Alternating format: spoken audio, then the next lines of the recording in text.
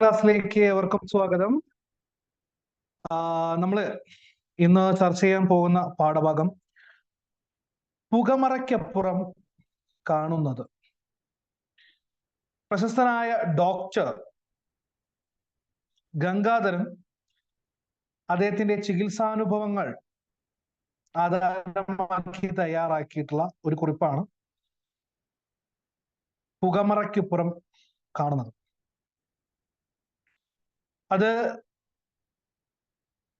അദ്ദേഹത്തിന്റെ അനുഭവങ്ങൾ സാഹിത്യ ശൈലിയിൽ വായനക്കാരിലേക്ക് എത്തിച്ചത് മറ്റൊരു പ്രശസ്തനായ എഴുത്തുകാരൻ കൂടിയായിട്ടുള്ള KS അനിയനാണ്. അദ്ദേഹം തയ്യാറാക്കിയ ജീവിതമെന്ന അത്ഭുതം എന്ന് പറയുന്ന ആ ഒരു സമാഹാരത്തിൽ നിന്നും എടുത്ത ഒരു ഭാഗമാണ് പുകമറയ്ക്കപ്പുറം കാണുന്നത്. ഒരുപാട് നാളത്തെ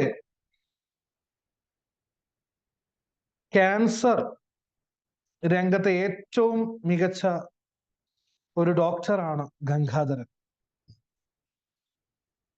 അദ്ദേഹത്തിന്റെ ജീവിതത്തിൽ ഒട്ടനവധി രോഗികളുമായി ഇടപഴകേണ്ടി വന്ന അദ്ദേഹത്തിന് ഒരുപാട് വൈകാരികമായിട്ടുള്ള കഥകളും നിമിഷങ്ങളും പങ്കുവയ്ക്കാനുണ്ടാവും.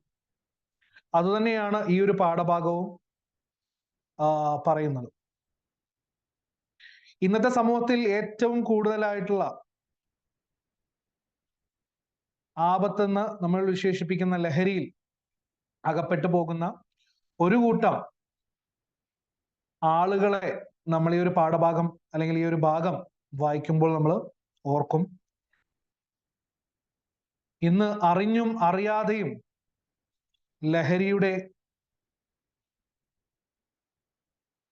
ലഹരിക്ക് അടിമപ്പെടുന്ന ഒരു വലിയ വിഭാഗം നമുക്ക് മുൻപിലുണ്ട്. അത്തരത്തിലുള്ള കഥാപാത്രത്തെ കേന്ദ്രീകരിച്ചുകൊണ്ടാണ് നമ്മുടെ പുകമറയ്ക്കപ്പുറം കാണുന്നത് എന്ന ഭാഗം സംസാരിക്കുന്നത്. എന്നാൽ പ്രതിസന്ധികളെ തരണം ചെയ്യാൻ കൃത്യമായ ഇച്ഛാശക്തിയും മനോധൈര്യവും ഉണ്ടെങ്കിൽ അവ മറികടക്കാനാകുമെന്നുള്ള ഒരു വലിയ തത്വം ഈ പാഠഭാഗം നമ്മളെ എന്ത് ചെയ്യുന്നുണ്ട്, പഠിപ്പിക്കുന്നുണ്ട്. ഒരുപാട് രോഗികളെയും ബന്ധുക്കളെയും കണ്ടുമടുത്ത അദ്ദേഹത്തിന്റെ ഓർമ്മയിൽ എന്നും നിഴലിക്കുന്ന ഒരു കഥാപാത്രത്തെയാണ് അദ്ദേഹം ഈ ഒരു ഭാഗത്ത് എടുത്തു കാണിക്കുന്നത്. പണ്ടത്തെ കാലത്ത് ക്യാൻസർ അല്ലെങ്കിൽ അർബുദം എന്ന് പറയുന്ന രോഗം ആ രോഗമാണ് എങ്കിൽ തന്നെ ആളുകളിൽ നിന്നെല്ലാം ഒരു അകൽച്ച ആ രോഗികൾക്ക് ഉണ്ടായിരുന്നു. അവരോട് എന്തോ ഒരു വെറുപ്പ്, അതല്ലെങ്കിൽ മരിക്കാൻ പോവുകയാണ്, അല്ലെങ്കിൽ മരണം ഉറപ്പിച്ച രോഗികളാണ് അർബുദ രോഗികൾ. അത്രത്തോളം വലിയൊരു രോഗമായി സമൂഹം കണ്ട ഒന്ന്. ഇന്ന് നമ്മളുടെ ക്യാൻസർ എന്നെഴുതുമ്പോൾ തന്നെ അതിന് മുൻപിലെ 3 അക്ഷരം വെച്ച് ബാക്കിയെല്ലാം വെട്ടി ക്യാൻ നമുക്ക് സാധിക്കും എന്നുള്ള രൂപത്തിലേക്ക് മാറ്റിക്കൊണ്ടുവരാൻ വേണ്ടിയിട്ട് ഇന്നത്തെ ആരോഗ്യ രംഗത്തിന് സാധിച്ചിട്ടുണ്ട്. നമ്മുടെ മുൻപിൽ അത്തരത്തിലുള്ള ഒരുപാട് തെളിവുകളുമായിട്ട് നിരവധി പ്രമുഖർ, അല്ലാതെയും ഒരുപാട് ഉണ്ട്, ക്യാൻസറിനെ അതിജീവിച്ച് തൻ്റെ ജീവിത ലക്ഷ്യത്തിലേക്ക് വീണ്ടും തിരിച്ചെത്തി അവരുടെ ജോലിയിൽ വ്യാപൃതരായ ഒരുപാട് സിനിമ, ബിസിനസ്, സ്പോർട്സ് മേഖലയിലെ ഒരുപാട് പേരുകൾ നമ്മൾക്ക് മുൻപിൽ ഉദാഹരണങ്ങളായിട്ടുണ്ട്. വലിയൊരു കഥാഭാഗമാണ്. കഥ അല്ല, ഒരു ഒരു വൈജ്ഞാനിക സാഹിത്യത്തിലെ ഒരു വിഭാഗമാണ്. അതിനാൽ തന്നെ എല്ലാ തവണയും പറയുന്നത് പോലെ പൂർണ്ണമായി ഓരോ വാക്കും വാചകവും വാക്യങ്ങളൊന്നും തന്നെ നമുക്ക് പൂർണ്ണമായി വായിക്കാനുള്ള സമയമില്ല. എന്നിരുന്നാൽ പോലും എല്ലാ ഭാഗവും കൃത്യമായിട്ട് നമ്മൾ ചർച്ച ചെയ്ത് മുന്നോട്ട് പോകാം. അതിനാൽ തന്നെ എല്ലാവരും പൂർണ്ണമായിട്ടും വരുന്ന ഓരോ ഖണ്ഡികകളും വായിക്കാനും സംശയങ്ങൾ എന്തെങ്കിലും കുറിച്ച് വെച്ച് പിന്നീടുള്ള സമയത്ത് ചോദിക്കുവാനും പ്രത്യേകം ശ്രദ്ധിക്കുക. സോ ഷെയർ ചെയ്യാണ്.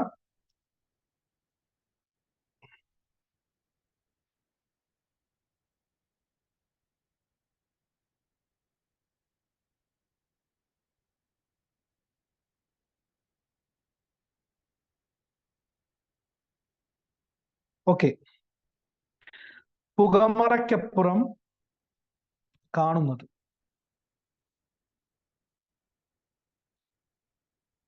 ഡോക്ടർ VP ഗംഗാധരൻ, KS അനിയൻ തയ്യാറാക്കിയ പുസ്തകം DC ബുക്സ് പുറത്തിറക്കിയ ഒരു പതിപ്പിന്റെ മുഖചിത്രം ഇപ്രകാരമായിരുന്നു. 25-ാം പതിപ്പിന്റെ മുഖചിത്രം ഇപ്രകാരമായിരുന്നു.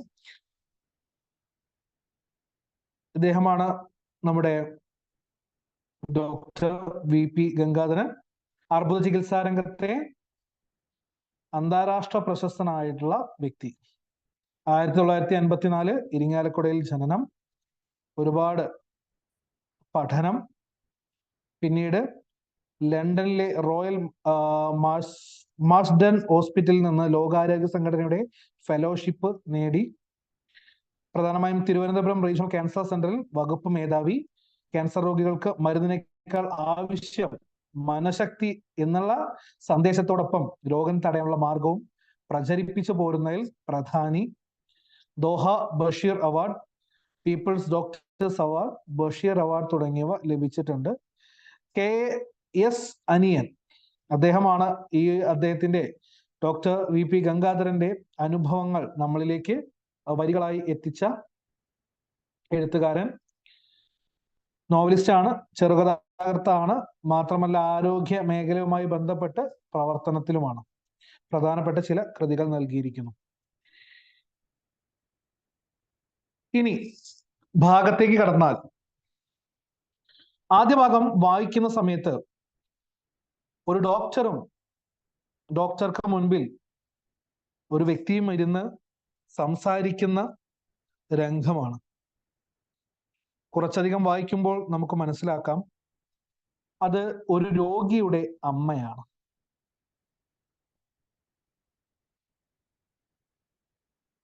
ഡോക്ടറുടെ സംസാരത്തിൽ നിന്നും അവർക്ക് തൻ്റെ മകന് അർബുദമാണെന്ന് തിരിച്ചറിയുന്നു. അതിനാൽ തന്നെ വേഗത്തിൽ കറങ്ങുന്ന ഫാനിന് കീഴിൽ നിന്നിട്ട് പോലും അവർക്ക് വിയർപ്പ് അനുഭവപ്പെടുന്നു. പക്ഷെ നമ്മൾ മനസ്സിലാക്കേണ്ട കാര്യം ഡോക്ടറുടെ വാക്കുകൾക്ക് അവർ വഴപ്പെടുന്നില്ല, പകരം ഒരു വിശ്വാസക്കുറവ് അവരുടെ വാക്കുകളിൽ നിലനിൽക്കുന്നുണ്ട്. എനിക്കങ്ങനെ തോന്നുന്നില്ല ഡോക്ടർ, റിസൾട്ട് ഒക്കെ നിങ്ങൾ ഒന്നുകൂടി വെരിഫൈ ചെയ്യണം. There is something wrong somewhere. എവിടെയോ തെറ്റു പറ്റിയിട്ടുണ്ട് എന്ന രീതിയിൽ തന്നെയാണ് ആ അമ്മ സംസാരിക്കുന്നത്. റിപ്പോർട്ടുകളെല്ലാം തന്നെ അവരുടെ മുമ്പിൽ ഇരിക്കുന്നുണ്ട്, അവർക്ക് വായിക്കാൻ കൊടുത്തതാണ്. മാത്രമല്ല അതിലുപരി തൻ്റെ മുമ്പിലിരിക്കുന്ന ആ രോഗിയുടെ അമ്മയും ഒരു ഡോക്ടറാണ്. എഴുത്തുകാരൻ അല്ലെങ്കിൽ ഡോക്ടർ VP ഗംഗാധരനേക്കാൾ ഒരുപടി സീനിയറായ ഡോക്ടർ. എല്ലാം വായിച്ച് ബോധ്യപ്പെട്ടിട്ട് പോലും അവർ പറയുന്നു അവന് പനിയാണ് ഡോക്ടർ. കുറെ നാളായി ഇവിടെ മറ്റൊരു ഹോസ്പിറ്റൽ ട്രീറ്റ്മെന്റിലായിരുന്നു എന്നും ഏറെക്കുറെ രോഗം തിരിച്ചറിഞ്ഞ് ചികിത്സയിലായിരുന്നു എന്നും അവർ പറയുന്നു. ചെറിയൊരു സംശയത്തിന്റെ പേരിൽ മാത്രമാണ് ഇവിടേക്ക് റഫർ ചെയ്തത് എന്നാണ് അവർ പറയുന്നത്. അതിൽ നിന്ന് നമ്മൾ മനസ്സിലാക്കേണ്ടത്, രോഗാവസ്ഥ തിരിച്ചറിഞ്ഞിട്ടും അത് സമ്മതിക്കാൻ കൂട്ടാക്കാതെ ഇരിക്കുന്ന ഒരു അമ്മയാണ്, അല്ലെങ്കിൽ ഡോക്ടറെയാണ്. അതെന്തുകൊണ്ടെന്ന് കുറച്ചധികം ദൂരത്തേക്ക് നമ്മൾ വായിക്കുമ്പോൾ മനസ്സിലാക്കാവുന്നതാണ്. ബാക്കി നോക്കാം. അവർ നിന്നുകൊണ്ട് സംസാരിക്കുന്നു. പറയുന്ന വാക്കുകൾക്ക് കൂടുതൽ കരുത്ത് കിട്ടാൻ എന്ന പോലെ കസേരയുടെ പിറകിൽ അമർത്തി വെച്ചിരുന്ന കൈകൾ ഇടയ്ക്കിടെ വിറയ്ക്കുന്നത്, ലക്ഷ്യമില്ലാതെ ചലിക്കുന്നത് ഇവിടെ കാണുന്നു. ഇപ്പോഴും ആ രോഗമാണെന്ന് സമ്മതിക്കാൻ അവരുടെ മനസ്സ് കൂട്ടാക്കുന്നില്ല. എന്തെങ്കിലും ഇൻഫെക്ഷൻ ആവാനാണ് സാധ്യത. എറ്റിയോളജിക്കൽ ഏജന്റ് ഏതാണെന്ന് നോക്കി ട്രീറ്റ് ചെയ്യേണ്ട കാര്യമുള്ളൂ. അവർ വീണ്ടും പറഞ്ഞത് തന്നെ ആവർത്തിച്ചുകൊണ്ട് നിൽക്കും. ഒരു ഡോക്ടർ എന്ന നിലയ്ക്ക് അദ്ദേഹത്തിന് ആ അമ്മയുടെ നില മനസ്സിലാകുന്നുണ്ട്. സങ്കടത്താൽ ഇടിക്കുന്ന നെഞ്ച് അദ്ദേഹത്തിന് കേൾക്കാം. രോഗിയായ ആ മകൻ ആ അമ്മയുടെ ഒറ്റ മകനാണ്. പോണ്ടിച്ചേരിയിൽ 2ാം വർഷ MDക്ക് പഠിക്കുന്നു. അക്യൂട്ട് മൈലോഡ് ലുക്കീമിയ എന്ന വാക്ക് മാത്രം മതി അവർക്ക് പൊട്ടിച്ചിതറാൻ. അർബുദ രോഗം, ക്യാൻസർ. അതിലും ഏറ്റവും ക്യാൻസറിന്റെ തന്നെ ഏറ്റവും മോശമായ ഒരു ഇനം അക്യൂട്ട് മോണോസൈറ്റിക് ലുക്കീമിയ. സത്യം പറഞ്ഞാൽ സാധാരണ ഒരു വ്യക്തിക്ക് ഈ ഒരു പദങ്ങളെല്ലാം തന്നെ അപരിചിതമാണ്. ഇതെന്താണെന്ന് മറ്റൊരാൾ പറഞ്ഞു തരാതെ നമ്മൾക്ക് മനസ്സിലാവില്ല. എന്നാൽ ആ അമ്മയ്ക്ക് ഇത് പറഞ്ഞു മനസ്സിലാക്കേണ്ട ആവശ്യമില്ല. അതിനാൽ തന്നെ അത്തരത്തിൽ മനസ്സിലാക്കാനുള്ള കഴിവ് പോലും ഒരു ശാപമായത് ഡോക്ടർ കണ്ടുകൊണ്ട് നിൽക്കുകയാണ്. വളരെ ഇന്റൻസീവായ ട്രീറ്റ്മെന്റ് വേണ്ടിവരും. ഒരുപാട് സൈഡ് എഫക്റ്റുകൾ ഉണ്ടാകും. ഇവയെല്ലാം ഡോക്ടർ നിർദ്ദേശിക്കുന്നു. വളരെ തീവ്രമായ ചികിത്സയും ഒരുപാട് നമുക്കറിയാം, കീമോതെറാപ്പി പോലെയുള്ള പല രീതിയിലേക്കും കടന്നു പോകേണ്ട അല്ലെങ്കിൽ രോഗമാണ്. സൈഡ് എഫക്റ്റിനുള്ള സാധ്യതകൾ കൂടുതലാണ്. അപ്പോഴും ഡോക്ടർക്ക് ഉറപ്പാണോ അസുഖം ഇത് തന്നെയാണെന്ന രൂപത്തിലുള്ള ആ അമ്മയുടെ, ആ ഡോക്ടറുടെ ചോദ്യം. വീണ്ടും വീണ്ടും ഒരുപാട് സമയം അത് ആവർത്തിച്ചപ്പോൾ ഞാൻ വേണമെങ്കിൽ റിപ്പോർട്ടുകളൊക്കെ തന്നുവിടാമെന്നും മറ്റെവിടെയെങ്കിലും കാണിച്ച് തീർച്ചപ്പെടുത്താനും ആ ഡോക്ടറോട്, അമ്മയോട് പറയും. നമ്മളെല്ലാവരും അത്തരത്തിലാണ്. ഒരു ഡോക്ടറുടെ അടുത്തെത്തി, നമ്മളൊരു ഡോക്ടറുടെ അടുത്തേക്ക് എങ്ങനെയാ പോവാ? നമ്മൾ ഡോക്ടറുടെ അടുത്തേക്ക് എങ്ങനെയാ പോവാ? അത് പല രൂപത്തിലാണ്. ഈ പറഞ്ഞ പോലെ ചില ആളുകളുണ്ട് ഏത് രോഗത്തിനും ഓടിക്കേറി ഡോക്ടറുടെ അടുത്തേക്ക് പോകുന്ന ആളുകൾ. മറ്റു ചിലരാണെങ്കിൽ എന്ത് ചെയ്യും? മറ്റു ചിലരാണെന്നുണ്ടെങ്കിൽ ഏറ്റവും നല്ല പ്രയാസമാവുന്നവരെ സ്വയം ചികിത്സയും മറ്റു കാര്യങ്ങളൊക്കെ ചെയ്ത് അവസാനത്തിൽ മാത്രമാണ് ഡോക്ടറുടെ അടുത്തേക്ക് പോവുക.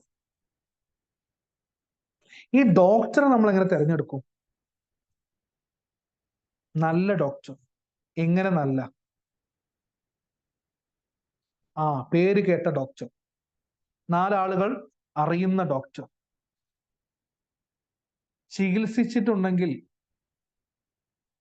കുറഞ്ഞ മരുന്നുകൾ കൊണ്ട് ഭേദമാക്കുന്ന, കുറഞ്ഞ പണം വാങ്ങുന്ന,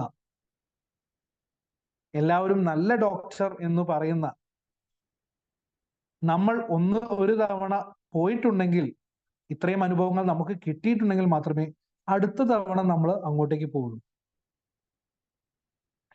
ഇതൊക്കെ ഒരു ആവശ്യത്തിനനുസരിച്ച് മാറിക്കൊണ്ടിരിക്കും. അത്യാവശ്യമെങ്കിൽ പണമോ മറ്റൊന്നും നോക്കില്ല. നമ്മൾ എന്ത് ചെയ്യും? ഏറ്റവും നല്ലതാണ് എല്ലാ രീതിയിലും മറ്റാളുകളും നമ്മളും ഉറപ്പിച്ച് വിശ്വസിക്കുന്നുണ്ടെങ്കിൽ പണമൊന്നും വിഷയമില്ല. കാരണം നമ്മളുടെ ആരോഗ്യവും ജീവനുമാണ് നമ്മൾക്ക് ഏറ്റവും വലുത്. അതുകൊണ്ട് നമ്മൾ ആ ഡോക്ടറെ തന്നെ കാണും. ശരിയല്ലേ?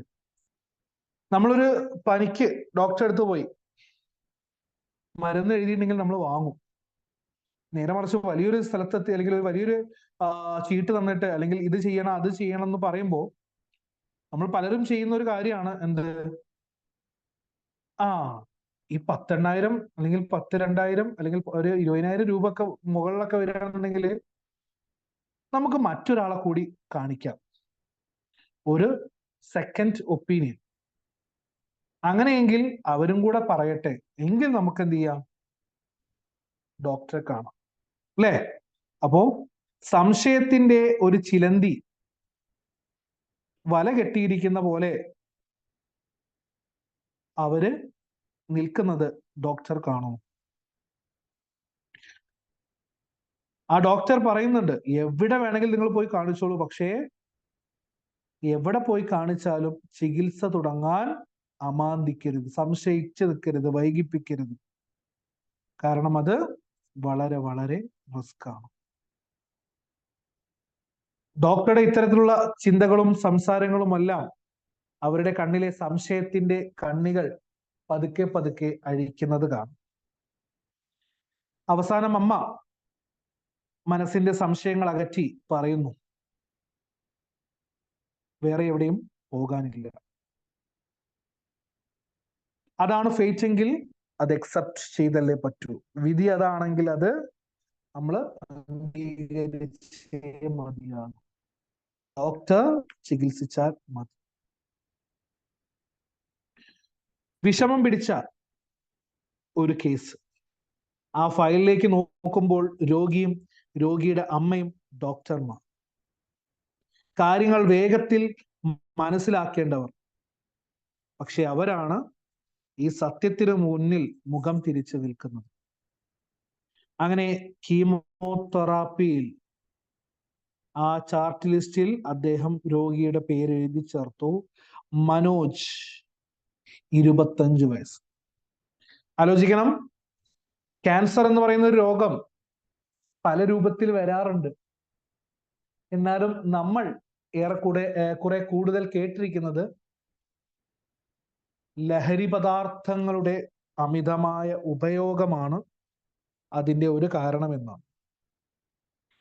25 വയസ്സുള്ള ഒരു യുവാവിനാണ് ഈ കഥയിൽ നമ്മൾക്ക് മുൻപിൽ എഴുത്തുകാരൻ അല്ലെങ്കിൽ ഡോക്ടർ അവതരിപ്പിച്ചിരിക്കുന്നു. അങ്ങനെ മനോജ് അഡ്മിറ്റ് ആയിരിക്കുന്നു. ആ ചെറുപ്പക്കാരൻ ഒരു കറുത്ത വളയങ്ങൾക്കുള്ളിൽ കണ്ണിലെന്തോ കെട്ടുപോയ ഒരു കനൽ ബാക്കി വെച്ച ഇത്തിരി വെളിച്ചം പോലെ മാത്രമേ ഉള്ളൂ എന്ന് തോന്നുന്നു. അധികം ചിരിക്കാത്ത, മറ്റാളുകളെ ഒരു കൈപ്പാടകളെ മാറ്റി നിർത്താൻ പോകുന്ന ഒരു രൂപത്തിൽ, ഒരു മുഖഭാവത്തിൽ അദ്ദേഹം നിൽക്കുന്നു. ഏറ്റവും കൂടുതൽ രോഗികളെ മനോധൈര്യം നൽകേണ്ട ഡോക്ടർ അദ്ദേഹത്തിന്റെ അടുത്തെത്തി, മനോജിന്റെ അടുത്തെത്തി.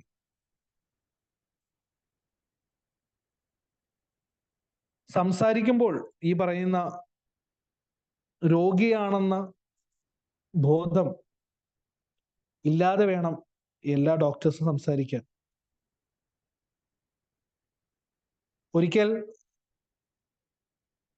ഇന്നസെന്റ് എന്ന് പറയുന്ന മലയാള സിനിമയിലെ നടൻ ക്യാൻസറായി ഹോസ്പിറ്റൽ കാലം ചെലവഴിച്ചപ്പോൾ അദ്ദേഹത്തിന്റെ അനുഭവങ്ങൾ നമുക്ക് സമ്മാനിച്ചത് ക്യാൻസർ വാർഡിലെ ചിരി എന്നൊരു പുസ്തകമായിരുന്നു.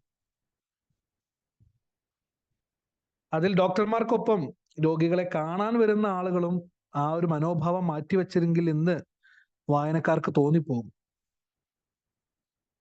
പല മരണ വീട്ടിലും കണ്ട് മരിക്കാൻ കിടക്കുന്ന ആളുകളെ കാണുന്ന ആ മുഖഭാവത്തോടു കൂടി തന്നെ വീക്ഷിക്കുന്ന ആളുകളെ കാണുമ്പോൾ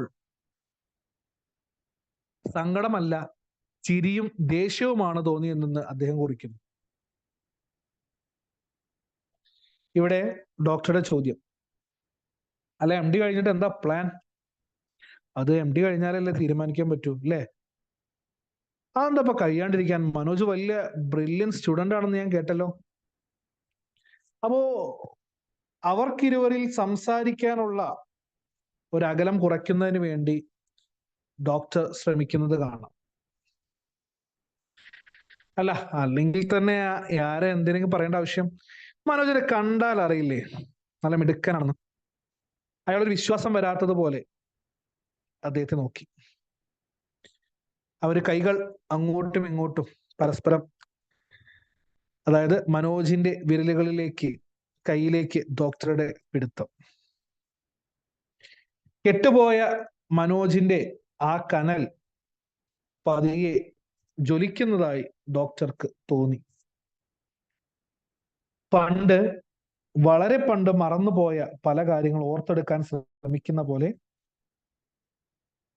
ചിരിക്കുവാനായി മനോജിന്റെ ശ്രമം. അങ്ങനെ ഡോക്ടറുടെ ശ്രമം വിജയിച്ചു എന്ന് പറയാം. അദ്ദേഹം ഭംഗിയായി ചിരിച്ചു.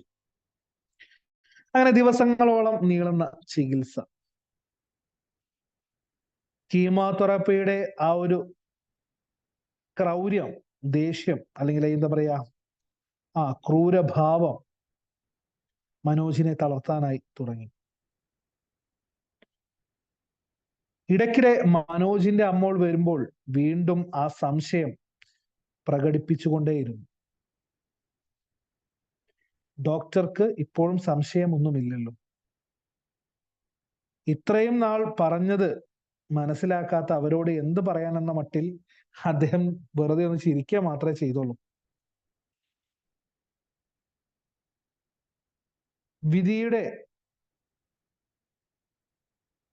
വിധിയുടെ നേരെ അംഗീകരിക്കാതെ അവർ സംശയം മനസ്സിൽ വെച്ചുകൊണ്ട് ഒരു പൊങ്ങുതടി പോലെ ഒഴുകിക്കൊണ്ട് നടക്കുകയാണ്. അങ്ങനെ ഒരു ദിവസം റൗണ്ട്സിന് നടക്കുന്ന സമയം മനോജിന്റെ മുറിയുടെ ഉള്ളിൽ നിന്നും പുകച്ചുരുളുകൾ ഉയരുന്നത് കണ്ടു. ആശുപത്രി, ക്യാൻസർ പേഷ്യന്റ്, മുറിക്കുള്ളിൽ പുകയുടെ ചുരുളുകൾ. മുറിക്കകത്ത് കയറാതെ തന്നെ തൊട്ടടുത്തുള്ള നേഴ്സുമാരെ നോക്കിയപ്പോൾ അദ്ദേഹം അവരോട് ക്ഷോഭിക്കുന്നത് നമുക്ക് കാണാം. നിങ്ങൾ ആരും കണ്ടില്ല ഏത് ഇതുവരെ? അല്ല, ഞങ്ങൾ പറഞ്ഞിട്ടൊന്നും കേൾക്കണില്ല സാർ. ഇത് മാത്രല്ല, ഇടയ്ക്ക് എന്തൊക്കെയാ കുത്തിവെപ്പുണ്ട്. ഒരു ക്യാൻസർ രോഗിയിൽ നിന്ന് പ്രതീക്ഷിക്കുന്ന കാര്യങ്ങളാണ് ഇതൊക്കെ. ലഹരിക്ക് അടിമപ്പെടാൻ വളരെ എളുപ്പമാണ്. അറിഞ്ഞും അറിയാതെയും ചീത്ത കൂട്ടുകെട്ടുകളും ഒക്കെ നമ്മളെ അതിലേക്ക് നയിക്കുന്നു. എന്നാൽ ചികിത്സയുടെ സമയത്തും ഹോസ്പിറ്റലിനുള്ളിൽ അവ ഉപയോഗിക്കുന്നത് എങ്ങനെയാണ്? നേഴ്സുമാര് പറയുന്നു, ചോദിക്കാൻ ചെന്നാൽ ചാടിക്കടിക്കാൻ വരും. ഞങ്ങൾക്ക് വയ്യ ഇത്തരത്തിലുള്ള ആളുകളെ നോക്കാൻ. അത് കേട്ടപ്പോൾ ഡോക്ടർക്ക് വീണ്ടും ദേഷ്യമാണ് വന്നത്. എന്തുകൊണ്ട് ഇതുവരെ എന്നോട് പറഞ്ഞില്ല? ഒന്നും മിണ്ടാതെ കുറ്റബോധത്താൽ തല താഴ്ത്തി നിൽക്കാനേ അവർക്ക് സാധിച്ചുള്ളൂ. മറ്റൊന്നും പറയാതെ മുറിയിലേക്ക് വാതിൽ തുറന്ന് ഡോക്ടർ അകത്ത് കയറി. മുറിക്കുള്ളിൽ ആകാശത്ത് പുകകൾ അപ്പോഴും ബാക്കിയായി നിൽക്കുന്നുണ്ട്.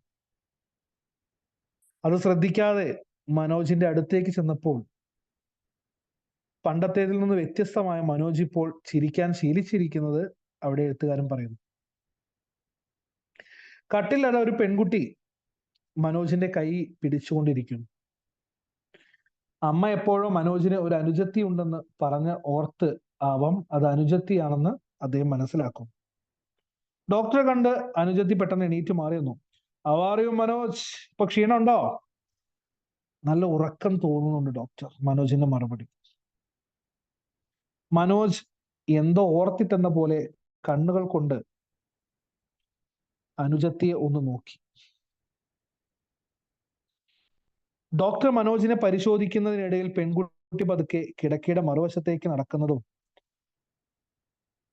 അവിടെ തലയണയുടെ അടുത്ത് കിടന്ന ഒരു ചെറിയ സിറിഞ്ചും ഞരമ്പ് തെളിയാൻ വേണ്ടി കയ്യിൽ കെട്ടുന്ന ഒരു റബ്ബർ ട്യൂബും ആ പെൺകുട്ടി പതുക്കെ എടുത്തു വെക്കുന്നത് ഡോക്ടർ കണ്ടു, പക്ഷെ ചോദിക്കുകയോ പറയുകയോ ചെയ്തില്ല. സംഗതി ഏറെക്കുറെ നമുക്ക് മനസ്സിലായിട്ടുണ്ടാവും. പുകയും കുത്തിവെപ്പും എല്ലാം ആ അനുജത്തിയുടെയും ഒത്താശയോട് കൂടി തന്നെയാണ്. പക്ഷെ ഡോക്ടർ കാണുന്നതിൽ പ്രയാസമുള്ളത് കൊണ്ട് ആ കണ്ണുകൊണ്ട് കാണിച്ചതെല്ലാം ഡോക്ടർ ഉണ്ട്, അതൊന്ന് മാറ്റിവെക്ക് എന്നതായിരിക്കാം. ഡോക്ടർ കണ്ടിട്ടും കാണാത്തതുപോലെ മനോജിന്റെ തോളിൽ തട്ടിക്കൊണ്ട് ഇപ്പോ കുഴപ്പമൊന്നുമില്ല, ഒക്കെ ശരിയായിക്കോളും എന്ന് പറഞ്ഞുകൊണ്ട് ഇറങ്ങുകയാണ്. അങ്ങനെ പുറത്തിറങ്ങി വാതിൽ ചാരി അടച്ച് ആ നഴ്സുമാരെ ഒന്ന് നോക്കിക്കൊണ്ട് അദ്ദേഹം പോവുകയാണ്.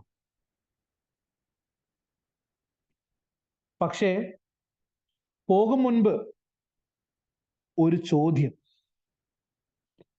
പ്രധാനപ്പെട്ട ഒരു ചോദ്യം. ആശുപത്രി, ക്യാൻസർ രോഗി, ആ കട്ടിൽ നിന്ന് എഴുന്നേറ്റ് നടക്കാനുള്ള ആരോഗ്യമില്ലാത്ത ആ മനോജ്, അവന് ആരാണത് കൊണ്ടു കൊടുക്കുന്നത്? നഴ്സുമാരുടെ മറുപടി ഡോക്ടറെയും ഒരുപോലെ എല്ലാ വായനക്കാരെയും അമ്പരപ്പിക്കുന്നതാണ്. സർ, ആദ്യം സംശയം ആയിരുന്നു ഞങ്ങൾക്ക്, പിന്നെയാണ് മനസ്സിലായത് മനോജിന്റെ അമ്മ തന്നെയാണ് ഇതൊക്കെ കൊണ്ടുവന്ന് കൊടുക്കുന്നത്. ഒരമ്പരപ്പ്. സ്വന്തം മകൻ അർബുദത്തിന് ചികിത്സയിലിരിക്കവേ കഠിനമായ ചികിത്സാ രീതികൾക്ക് ഇടയിലും മകനു വേണ്ടി ലഹരി പദാർത്ഥങ്ങൾ എത്തിച്ചു കൊടുക്കുന്ന അമ്മ, ഡോക്ടറായ അമ്മ. സത്യം പറഞ്ഞാൽ അവിടെ പറയുന്നുണ്ട്, ഡോക്ടറുടെ തലയുടെ മുകളിൽ എന്തോ വട്ടം ചെയ്തു, പച്ച മലയാളത്തിൽ കിളി പോയ അവസ്ഥ. ഒരമ്മ ചെയ്യുന്നതാണോ അല്ലേ? പിറ്റേ ദിവസം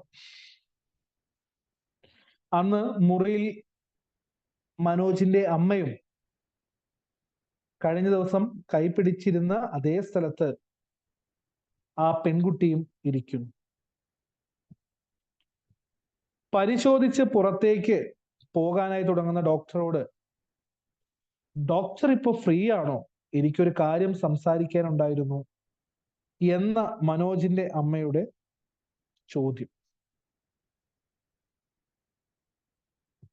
വൈദ്യൻ കൽപ്പിച്ചതും പാല്, രോഗി ഇച്ഛിച്ചതും പാല്. കാരണം ഡോക്ടറും അദ്ദേഹത്തോട് അല്ലെങ്കിൽ അമ്മയോട് സംസാരിക്കാൻ കാത്തിരിക്കുകയാണ്. ഞാൻ ഫ്രീ ആണ്, മുറിയിലേക്ക് പോകാം. കസേരയിൽ ഇരുന്ന് അവരിങ്ങനെ നോക്കുന്നു. ആ ഇരുത്തത്തിൽ അവർക്ക് എന്തോ പറയാനുണ്ട്, പക്ഷെ എന്തോ മടിക്കും പോലെ അവർ പറയുന്നില്ല. പക്ഷേ പറയുന്നതെന്നും കേൾക്കാൻ തയ്യാറായി നിന്നപ്പോൾ ഡോക്ടറെ അമ്പരപ്പിച്ചുകൊണ്ട് അവർ പറഞ്ഞത് പ്രതീക്ഷിക്കാത്ത ഒന്നായിരുന്നു. ഡോക്ടറെ, ഞാൻ ചോദിക്കുന്നതുകൊണ്ട് ഒന്നും തോന്നരുത്, ഞാൻ ഇന്നലെ വേറെ കുറെ ഡോക്ടേഴ്സിനോട് ഈ കാര്യങ്ങളൊക്കെ ഡിസ്കസ് ചെയ്തു. അവരെല്ലാം പറയുന്നത് ഇത് ഈ അസുഖമാവാൻ ചാൻസ് ഇല്ലെന്നാണ്. ബാക്കി പറയാതെ അവരെന്നെ നോക്കി. ഒരു ഡോക്ടർ അല്ലെങ്കിൽ ഈ കാര്യമെല്ലാം അറിയുന്ന നമ്മൾ എന്താണ് ആ അമ്മയോട്, അമ്മയായ ഡോക്ടറോട് പറയുക? ഒന്നും പറയാൻ നമ്മൾക്കും തോന്നില്ല, ആ ഡോക്ടർക്കും തോന്നിയില്ല. സംശയത്തിന്റെ ഒരു തരിമ്പുമില്ലാതെ തീർച്ചപ്പെടുത്തിയ രോഗം. ടെസ്റ്റുകളെല്ലാം കൃത്യമായി വരച്ചു കാണിക്കുന്ന റിസൾട്ടുകൾ. ഇത്രയും കാലം ചികിത്സ ലക്ഷ്യം കാണാൻ തുടങ്ങിയ സമയം അവർ വീണ്ടും സംശയത്തിന്റെ മാറാലകൾ നെയ്യുകയാണ്. ഒന്നും മിണ്ടാതിരിക്കുന്ന ഡോക്ടറോട് പിന്നെ ഒന്നും പറയാനുള്ള ശക്തി അവർക്കുണ്ടായിരുന്നില്ല. അവർ ഞാൻ പോവുകയാണ് എന്ന് പറഞ്ഞുകൊണ്ട്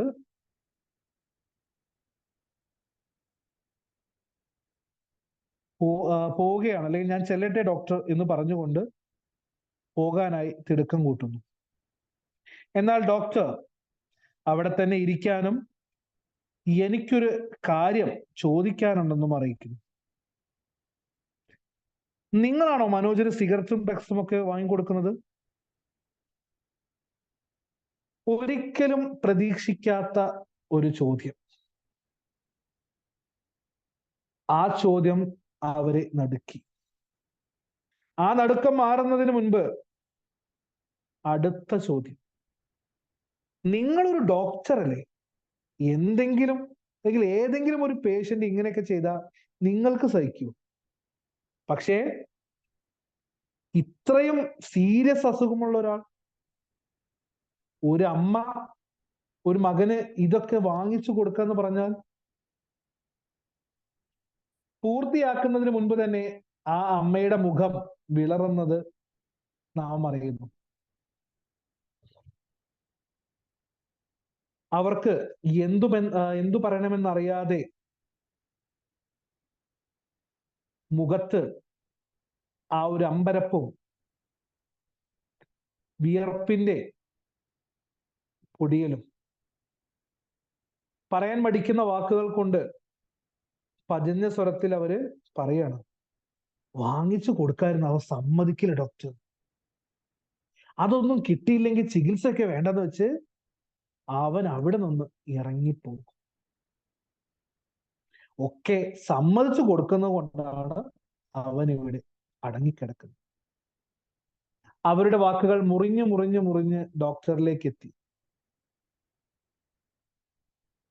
എന്ത് പറഞ്ഞാലും ഏത് രീതിയിൽ അത് ന്യായീകരിച്ചാലും ഒരമ്മ ചെയ്യാൻ പാടില്ലാത്തത്, ഒരമ്മയായ ഡോക്ടർ ചെയ്യാൻ പാടില്ലാത്തത്. ഇന്നത്തെ കാലത്ത് ഏറ്റവും കൂടുതലായിട്ട് നമ്മൾ കുട്ടികൾ വഷളായി പോകുന്നതിൻ്റെ പ്രധാന കാരണങ്ങളിൽ ഒന്നാണ് ഓവറായിട്ടുള്ള ഈ ഒരു എന്തായാലും പറയാം, കൊഞ്ചിക്കലോ അല്ലെങ്കിൽ വേറെ എന്തോ വേണമെങ്കിലും പറയാം. എന്തിനാണെന്ന് പോലും ചോദിക്കാതെ സാധിച്ചു കൊടുക്കുന്ന ആഗ്രഹങ്ങൾ, അമിതമായി നൽകുന്ന പണം കുട്ടികളെ പല രീതിയിൽ വഴിതെറ്റിക്കുന്നു. ഇന്നത്തെ കാലത്ത് കുട്ടി എന്തു പറയുന്നു അതിന് അതേപടി അനുസരിക്കുന്ന രക്ഷിതാക്കൾ ഒരുപാടുണ്ട്. എല്ലാവരെയും അല്ല കേട്ടോ. 2, ഇന്നത്തെ കുട്ടികൾ ഏറ്റവും കൂടുതലായിട്ട് നമ്മൾ പറയുന്ന ഒന്നാണ്, മൊബൈൽ ഫോണിന് അടിമപ്പെടുന്നു, ലഹരിക്ക് അടിമപ്പെടുന്നു, തർക്കുത്തരം അല്ലെങ്കിൽ ഈ പറയുന്ന പോലെ തന്നെ മര്യാദ കുറയുന്നു. ഇതിനൊക്കെ ആദ്യം വളം വെച്ച് കൊടുക്കുന്നത് ആരാണ്? ഈ രക്ഷിതാക്കൾ തന്നെയാണ്, അല്ലെ? ആദ്യം കുട്ടി കരയാതിരിക്കാൻ വേണ്ടിയിട്ട് നൽകിയിരുന്ന മൊബൈൽ ഫോണ് നമ്മൾക്ക് ഫ്രീ ആവാനും അവരുടെ ശല്യത്തിൽ നിന്നും ഒഴിവാവാനും ചെയ്തിരുന്ന ആ പ്രവൃത്തി പിന്നീട് കുട്ടികളെ അതിന് അടിമപ്പെടുത്തും. ഇന്ന് ഏറ്റവും കൂടുതലായിട്ട് നമ്മൾ ടീച്ചേഴ്സ് മനസ്സിലാക്കുന്ന ഒരു കാര്യമാണ്, ചില കുട്ടികൾക്ക് മാംസാഹാരങ്ങൾ, ഇറച്ചിയും മീനും ഇല്ലാതെ ഭക്ഷണം ഇറങ്ങില്ല. അപ്പൊ അത് ചോദിക്കുമ്പോ രക്ഷിതാക്കൾ പറയാ, അവൻ അതില്ലാതെ പറ്റില്ല. സാധാരണ അരിഭക്ഷണം കഴിക്കുന്നില്ല. അപ്പൊ എന്താ ചെയ്യാറാവും? ഇത്രയും കാലം എന്താ ചെയ്തിരുന്നത്? അവന് വേണ്ടി പ്രത്യേകം കുറച്ച് ഇറച്ചി വാങ്ങും, ഫ്രിഡ്ജിൽ വെക്കും. എല്ലാ ദിവസവും കുറച്ചെടുത്ത് കഷ്ണം മുറിച്ച് പൊരിച്ച് ഇങ്ങനെ കൊടുത്ത കുട്ടി കഴിക്കും. അതൊരു ശീലമായി മാറിയതല്ല, മാറ്റി. ആര്? ഇങ്ങനെ ചിന്തിച്ചു നോക്കുമ്പോൾ ഒട്ടനവധി കാര്യങ്ങൾ. അപ്പൊ ഒരു അമ്മയാണ് സ്വന്തം മകൻ അർബുദമാണെന്ന് തിരിച്ചറിഞ്ഞ് ചികിത്സയിലിരിക്കവേ ലഹരി പദാർത്ഥങ്ങൾ എത്തിച്ചു നൽകുന്ന ഒരു അമ്മ, ഡോക്ടറായ അമ്മ. ഞങ്ങളുടെ മോൻ അങ്ങനെയൊക്കെ ആയിപ്പോയി. ഡോക്ടറോട് പറയണം, ഞങ്ങളുടെ മോൻ അങ്ങനെയൊക്കെ ആയിപ്പോയി ഡോക്ടർ.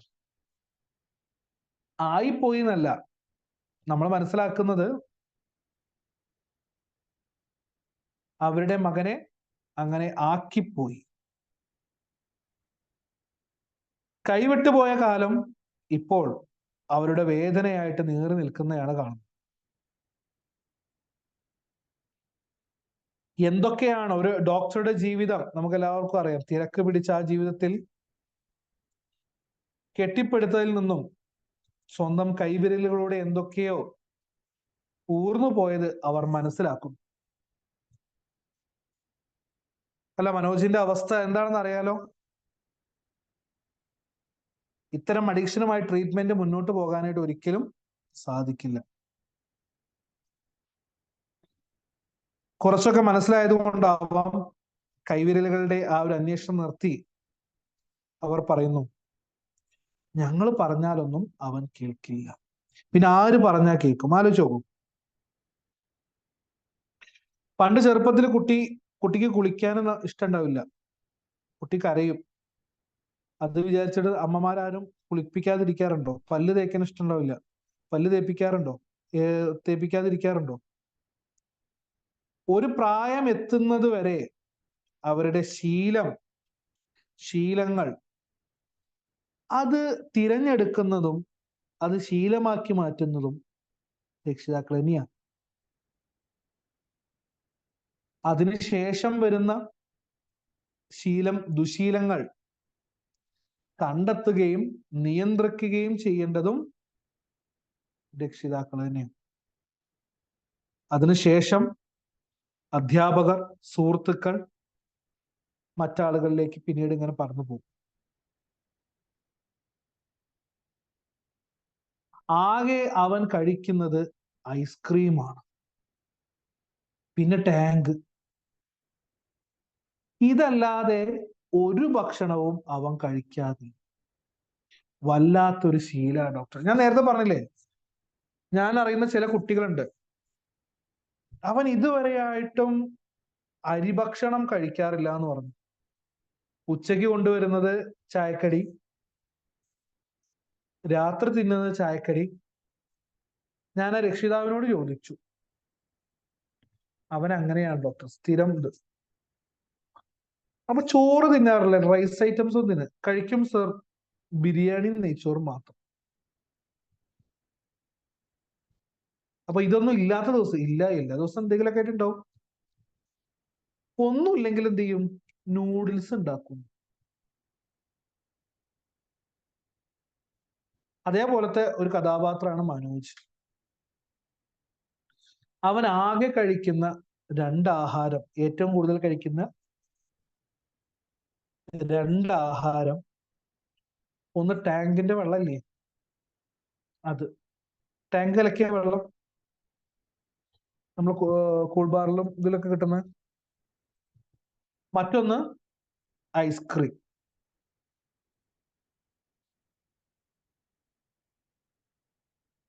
അവരുടെ മുഖത്ത് ധൈര്യം പടരുന്ന അവസ്ഥ. അവൻ ഇതെല്ലാം നിർത്തണമെന്നുള്ള ആഗ്രഹമുണ്ടെങ്കിലും അവനോട് പറയാൻ ആർക്കും ധൈര്യമില്ല. എല്ലാം പറഞ്ഞുകൊണ്ട് അവസാനം അമ്മ പറയുന്നു, ഡോക്ടർ തന്നെ ഇത് നിർത്താൻ അവനോട് പറയണം. അമ്മയുടെ ഈ വാക്കുകളെല്ലാം കേട്ട് ഒന്നും മിണ്ടാതെ കേട്ടുകൊണ്ട് മാത്രം അദ്ദേഹം ഇരുന്നു. എത്രയൊക്കെ ആയാലും ഇനി ഹോസ്പിറ്റലിൽ ഇവയൊന്നും അനുവദിക്കില്ല എന്ന് മാത്രം തീർച്ചപ്പെടുത്തി.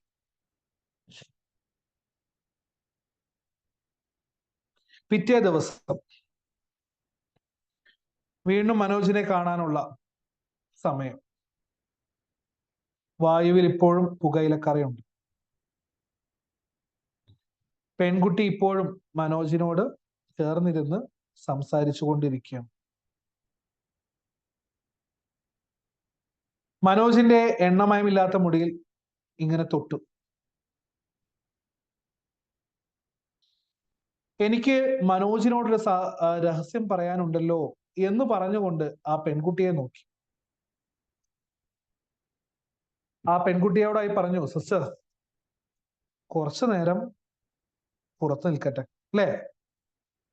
ക്ഷമിക്കണം, മനോജിനോട് പറഞ്ഞു, സിസ്റ്റർ കുറച്ചു നേരം പുറത്ത് നിൽക്കട്ടെ, അല്ലേ മനോജ്? എന്താണെന്നറിയില്ല, ആ ഡോക്ടറിന്റെ വാക്യം കേട്ടപ്പോൾ വലിയൊരു തമാശ കേട്ട പോലെ മനോജ് ഒന്ന് ചിരിച്ചു. ഇതെന്റെ സിസ്റ്റർ അല്ല ഡോക്ടർ, ഇതെന്റെ ഫിയാൻസിയാണ്. ഞെട്ടലുകൾക്ക് മേൽ ഞെട്ടലുകൾ വന്നുകൊണ്ടിരിക്കുന്ന ഡോക്ടർ.